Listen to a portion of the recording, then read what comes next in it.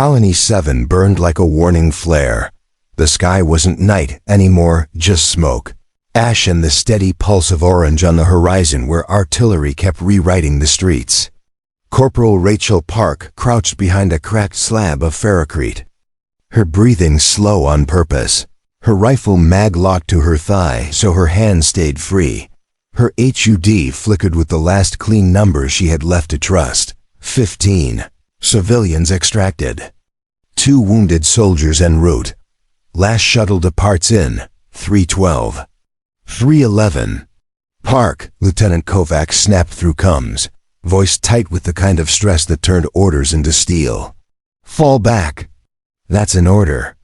Rachel glanced at the evac corridor, 2 blocks of broken buildings and drifting embers between her and the final lift. She tasted burnt plastic through her filter. Copy that, she said, and forced her legs to move. Then she heard it. Not a weapon discharge, not a warning siren, not a radio call, a thin, high keening, raw and frantic, cutting through the chaos like a hand grabbing her collar. Rachel froze mid-step.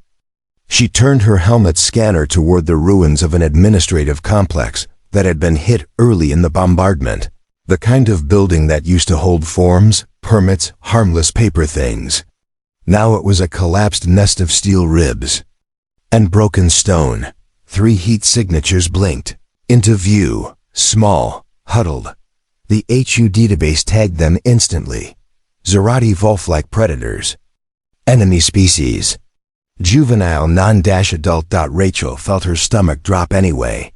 Park, Kovac barked again. Position update. Move. She stared at the thermal outlines. The juveniles were pinned under heavy beams, trapped in a pocket of debris. Flames crawled in the lower levels. The structure's remaining supports were trembling, like a tired animal trying not to fall. Minutes, maybe less. Rachel's thumb hovered over the comm control. She could obey. She could live, or she could make one decision that would ruin her career. Maybe her life depending on who saw it and when. Sir, she said, forcing her voice steady. I've got civilians trapped in Sector 9, requesting 2 minutes. A beat of static, then Kovac, negative. Enemy forces are advancing. The shuttle won't wait. Rachel swallowed. Her eyes stayed on those 3 small heat shapes pressed together like they had one heartbeat. Then it leaves without me, she said. Park. She cut the channel and ran straight into the ruins. The closer she got, the louder the keening became, less like sound and more like a question. Why are we still here? The cubs saw her through the smoke, 3 shapes with 2 large ears and 2 bright eyes. The biggest, barely a meter long, shifted in front of the other 2, shoulders hunched, paws braced. It bared small, developing fangs and scraped its claws against broken concrete. A threat. A shield. A child trying to be a wall. Easy. Rachel said. She did something that felt insane in the middle of a war zone. She removed her helmet. Cold, ash-laced air hit her face. The world got louder without the filters. Sharper without the visor. She wanted them to see her eyes.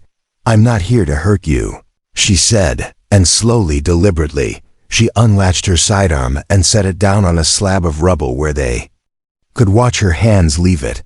The biggest cub's snarl didn't stop, but Rachel noticed the tremor in its forelegs. It wasn't fearless. It was trying. Pack, Rachel murmured, more to herself than them. Where's your pack? The smallest cub whimpered and pawed weakly at a section of debris near its belly.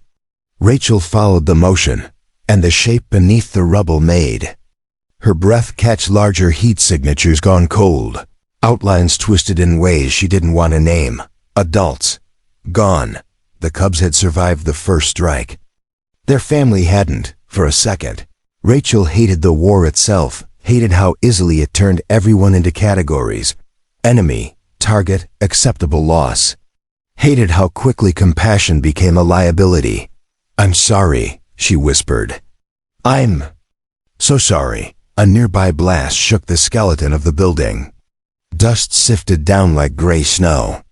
The cubs yelped and pressed closer together, eyes wide. and the biggest cub's snarl rose in pitch, more fear than menace. Rachel forced her body. Language into calm, shoulders down, movements slow, hands visible. She'd done xenobiology rotations during peacekeeping, back when peace still sounded possible. Zarathi were pack creatures. They read posture and intent as well as humans read words. "You don't trust me," she said softly. "You shouldn't. But right now you're just kids who need out."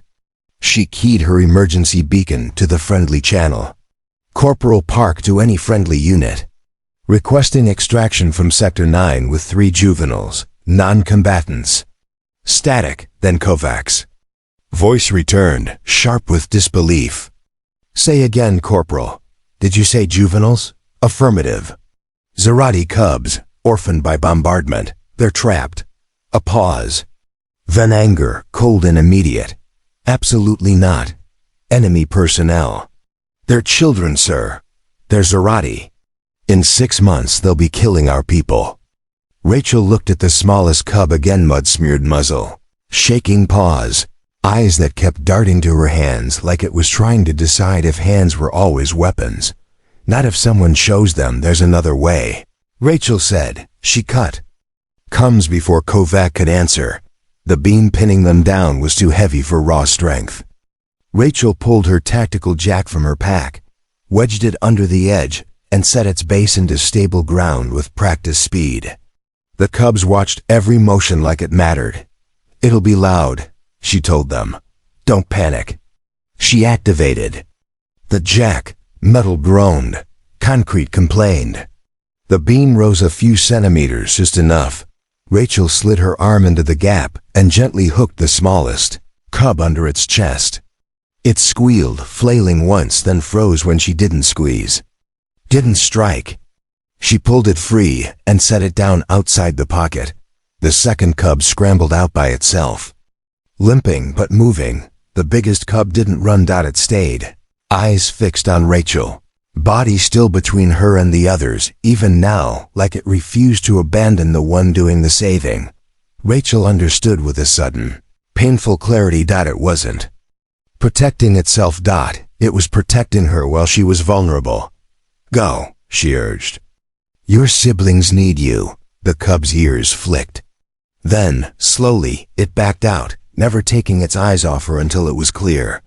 The building shuddered again, deeper this time, as if the whole structure had decided it was done pretending. Rachel snatched her sidearm back up, scooped the smallest cub into the crook of her armored arm, and sprinted.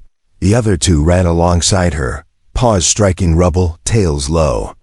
The one she carried dug claws into her plating, not to hurt, but to hold on. They burst into open air just as the structure behind them gave up. The building collapsed with a roar like a giant exhaling. Dust and shards surged outward.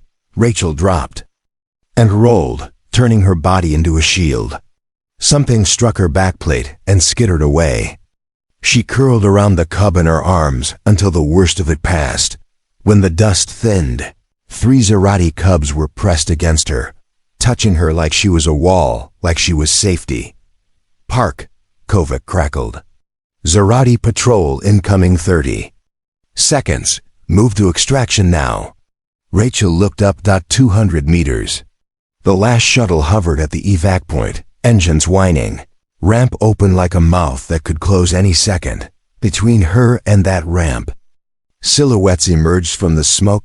Adult Zarathi, warriors, armor, raised weapons. Rachel's blood went cold.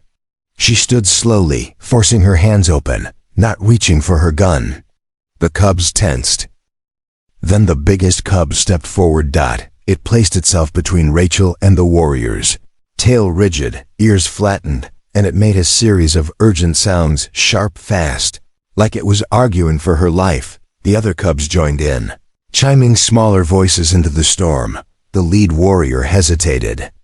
Its weapon dipped a fraction. Rachel's discarded helmet lay nearby, half buried. The translator module flashed, catching fragments through the interference.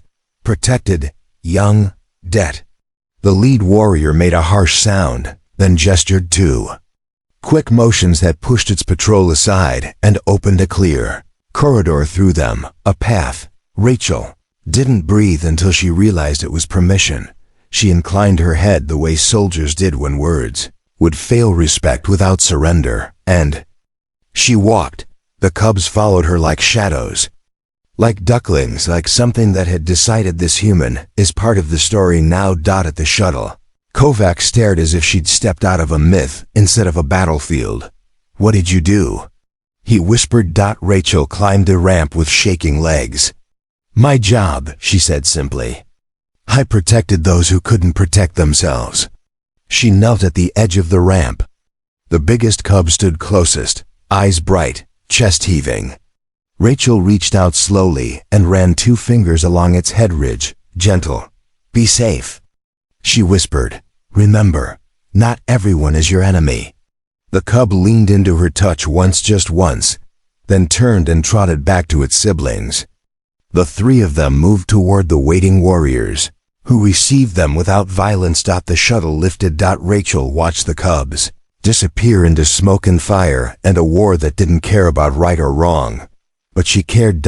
And somewhere, deep inside the chaos, 3 Zarathi cubs carried a new memory alongside their grief. A human who chose compassion over orders. 6 months later, the war ended. Peace talks succeeded where decades of bloodshed had failed. The Zarathi delegation, stern, scarred, proud, cited one incident as the catalyst. An enemy soldier who had risked everything to save their young. They called it the turning point. Rachel Park called it what it had always been: doing the right thing. Because in the end, what made humans terrifying wasn't just their weapons or their technology.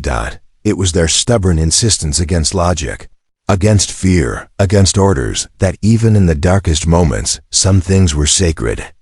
Children, no matter their species, were always worth saving.